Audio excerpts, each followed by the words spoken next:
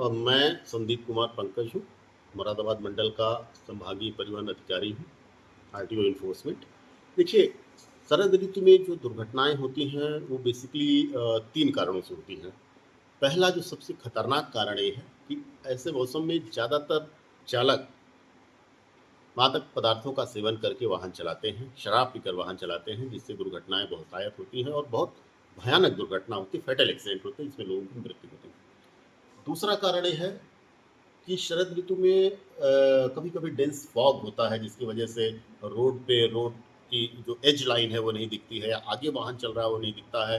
तो ऐसे में मेरी आप सबसे अपील भी है और अनुरोध भी है मंडल के सम्मानित जनता से कि आप जब भी ऐसे मौसम में शरद ऋतु में अपने वाहन निकालें तो उसके टेल लाइट देख लें, उसकी फ्रंट लाइट देख लें, उसके फॉग लाइट देख लें, उसके इंडिकेटर देख लें, सब चलते हुए कंडीशन में होना चाहिए। और आप ये भी इंश्योर कर लें कि आपके वाहन में गुणवत्ता युक्त रिफ्लेक्टर टेप ज़रूर लगा हुआ है। तो अगर इतना क्रॉस चेक करने के बाद आप अपने वाहन को रोड पर निकालते हैं तो दुर्घटनाओं की संभावना कम रहती है। और इसके साथ ही साथ ये भी अनुरोध है कि शरद ऋतु में जब भी मौसम या किसी भी मौसम में जब भी आप वाहन चलाएं तो अपनी गति पर नियंत्रण जरूर रखें, क्योंकि गति पर नियंत्रण अगर आपके है तो किसी भी तरह की दुर्घटना को टाला जा सकता है। तीसरा एक सबसे बड़ा कारण ये है कि हम में से ज़्यादातर लोग अपने वाहन को निर्धारित पार्किंग स्थल पर न पार करके जो मार्ग होता है, जो मुख्य मार्ग होता है, उस पे किनारे खड़ी कर देते हैं। और किनारे खड़ी करने के बाद ना तो उसकी पार्क लाइट जल रही होती है, ना उसका इंडिकेटर काम कर रहा होता है, ना उसमें रिफ्लेक्टर टेप लगा होता है। तो ऐसे में क्या होता है, पीछे से आने वाले वाहन को, चूंकि वाहन की गति तेज होती है तो उसको अंदाजा नहीं लगता कि आगे वाहन खड़ा है, ऐसे में वो पीछे से कोलाइड कर जाता है, टक्कर हो जाती है, जिसकी वजह से दुर्घटना होती है। ये एक सबसे और महत्वपूर्ण कारण है कि हम जल्दीबाजी के चक्कर में, शॉर्टकट लेने के चक्कर में गलत जगह से कट मारते हैं या उल्टी दिशा में वाहन को मोड़ के ले जाते हैं, जिससे बहुत भयानक दुर्घटना होती है, जिसमें बहुत लोगों की मृत्यु होती है। तो ये बहुत ही दुर्भाग्यपूर्ण है कि सड़क दुर्घटना में आप किसी अपने प्रियजन को खो दीजिए हमेशा के लिए। तो बेहतर यह है कि हम सड़क सुरक्षा के उपायों को अपनाएं। जितने भी सड़क सुरक्षा के नियम कानून हैं सरकार द्वारा बनाए गए हैं, उसका पालन करें। सिर्फ ये अपील करना चाह रहा हूँ कि देखिए, जो भी यात्री यात्रा करते हों, आपसे मेरी अपील ये है कि आप सिर्फ उसी वाहन में यात्रा करिए जो वाहन यात्रियों के लिए बना हुआ है, जो सुरक्षित यात्रा आपको करा सकता है, सुखद यात्रा आपको करा सकता है। आप सिर्फ उसी वाहन का विकल्प चुनें। माल ढोने वाले वाहन में कदापि यात्रा ना करें, क्योंकि वो आपकी यात्रा के लिए नहीं बना हुआ है।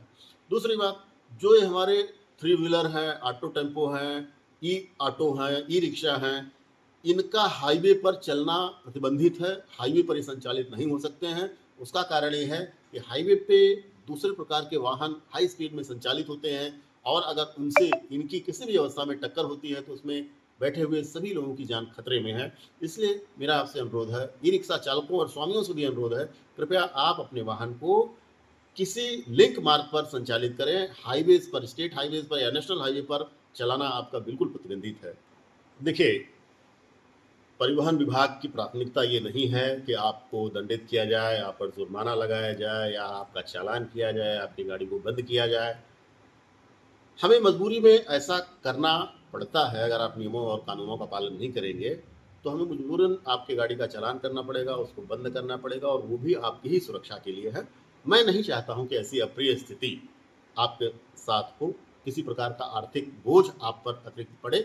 इसलिए मैं आपसे सबसे अनुरोध करता हूं कि कृपया आप यातायात के नियमों का, सड़क सुरक्षा के उपायों का पालन कीजिए, सुरक्षित चलिए। और ये एक बहुत महत्वपूर्ण बात है कि अपनी सुरक्षा हमको खुद करनी है। किसी दूसरे को मेरी सुरक्षा के बारे में बताने की नौबत नहीं आने देनी चाहिए। ये सर मेरा है, इस सर की सुरक्षा करना मेरी जिम्मेदारी है। इसलिए हम खुद इस बात को महसूस करेंगे कि हमको हेलमेट लगा के चलना है। हम 10,000 का मोबाइल लेते हैं, उसमें प्रोटेक्ट स्क्रीन गार्ड लगवा लेते हैं, दुनिया भर का कवर लगवा लेते हैं कि उसको कुछ होने ना पाए, और ये हमारे पास जो बहुमूल्य कंप्यूटर, बहुमूल्य मोबाइल है, इसकी कोई कीमत नहीं समझते हैं, और हम मोटरसाइकिल की चाबी उठाते हैं और फर्राटा भरने लगते हैं बिना हेलमेट लगाए। तो मेरा यही अनुरोध है, कृपया हेलमेट लगाकर वाहन चलाएं, सीट बेल्ट लगाकर चार पहिया वाहन चलाएं, और सुरक्षित चलें, स्पीड को नियंत्रित रखें। अगर आपकी स्पीड आपके नियंत्रण में है, किसी भी प्रकार की दुर्घटना से बचा जा सकता है।